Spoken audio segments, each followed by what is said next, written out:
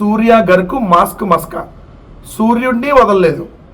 మాస్కుల కంపెనీకి 8,000 కోట్ల ప్రాజెక్ట్, 8,000 కోట్ల రూపాయల ప్రాజెక్ట్ని టెండర్ లేకుండా ఇచ్చేశారు.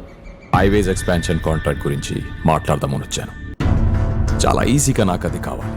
భారతదేశ చరిత్రలో ఏ రాష్ట్రంలో కూడా 8,000 కోట్ల ప్రాజెక్టుకి టెండర్ లేకుండా ఎవరు, ఒక్క చంద్రబాబు నాయుడు గారి ప్రభుత్వంలోనే సాధ్యమైంది.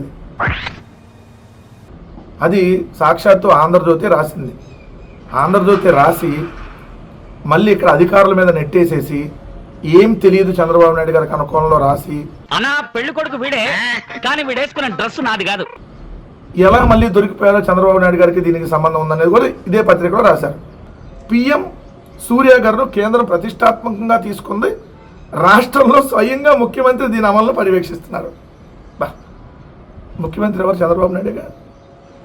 రాష్ట్ర ముఖ్యమంత్రి చంద్రబాబు నాయుడు గారు స్వయంగా పర్యవేక్షిస్తుంటే 8,000 కోట్ల ప్రాజెక్టు టెండర్ లేకుండా అధికారులు తీసేసుకున్నారు. అన్నా పెళ్లి కొడుకు వీడే కానీ వీడేసుకున్న డ్రెస్ నాది కాదు.